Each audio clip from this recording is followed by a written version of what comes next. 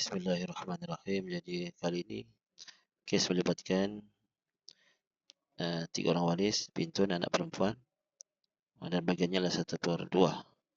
Yang kedua ialah bintu benih, iaitu anak perempuan kepada anak lelaki, cucu lah, cucu perempuan daripada anak lelaki si mati, dapat 1/6. Manakala kemudian terakhir adalah umun. Umun pun dapat 1/6. Sebab dia dihijab nuksan oleh furuk waris. Maka asal masalah ialah kita cek dia punya makhraj 266. Jadi berlaku tadakhul lah. Kita ambil yang besar iaitu 6. Jadi 6 ni jadi asal masalah. Jika berlakunya rad, tidak berlakunya rad. Ini apabila tidak berlaku takdir, tidak berlaku rad, maka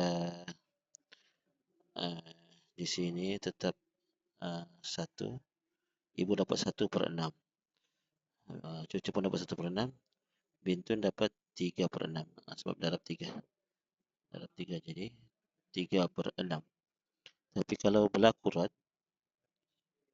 maka hasil jumlah bagi saham semua waris iaitu 5 akan menjadi asal masalah bagi rad.